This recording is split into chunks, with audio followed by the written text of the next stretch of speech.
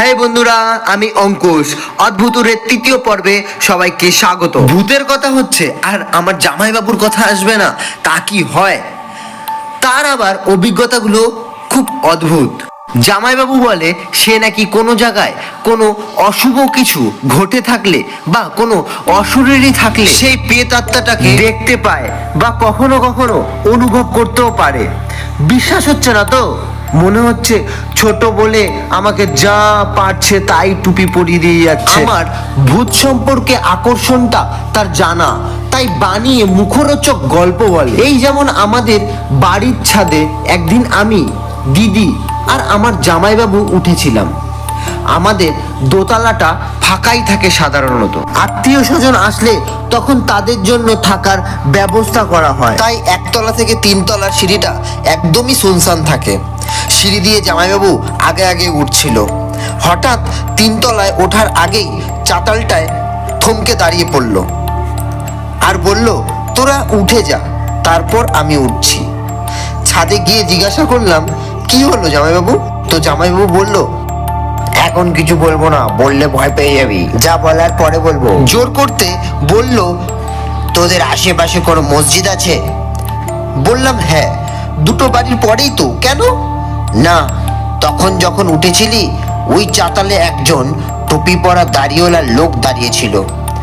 বাকিটা আর জিজ্ঞাসা করিস না। ভয় সত্যি যে পাইনি তা নয়, তাই আর কিছু জিজ্ঞাসাও করলাম না। পরে ভেবেছিলাম পাশের মসজিদটা নিজেই বোধহয় দেখেছিল, সেই নিয়ে আমাকে হয়তো ভয় দেখাচ্ছে। কিন্তু একবার এমন একটা ঘটনা ঘটেছিল যে তার কোনো ব্যাখ্যা সত্যি আজও পেলাম না। ইতিমধ্যে ফোন চলে এসেছে ডমিনোজ থেকে, আবার নিচে যেতে হবে, এটা আমাদের নিয়ম। ফ্ল্যাটে অপরিচিত কাউকে উঠতে দেওয়া যাবে না। সিঁড়ির লাইটটা যে কি হয়, মাঝে মধ্যেই কেটে যায়। অন্ধকারই নামতে হবে।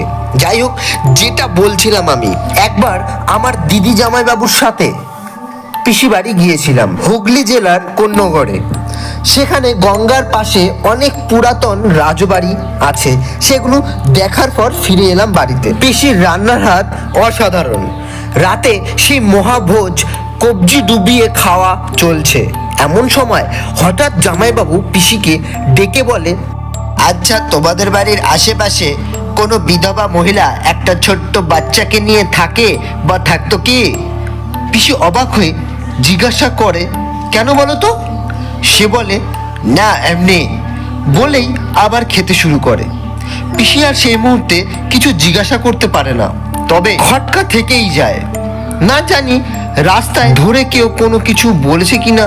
গ্রামের লোকজন, শত্রুর তো অভাব নেই, কে কি উদ্দেশ্যে কি বলে থাকবে, আর নতুন জামাই কি ভাববে সেসব শুনে এই নিয়ে পিসি তো প্রচন্ড চিন্তা হয়ে পড়ল। সেই গ্রামের রহস্য কি ছিল? সে বিধবা মহিলা ও তার বাচ্চাটি কে ছিল? তাদের ব্যাপারে জামাইবাবু বা কিভাবে জানলো? তা সম্পূর্ণ জানতে চোখ রাখুন আমাদের চ্যানেলে। এই সমস্ত প্রশ্নের উত্তর চতুর্থ পর্বে পেয়ে যাবে। তার জন্য চ্যানেলটি সাবস্ক্রাইব করে লাইক করে দিন। দেখা হচ্ছে পরের ভিডিওতে। আজকের মতো টাটা।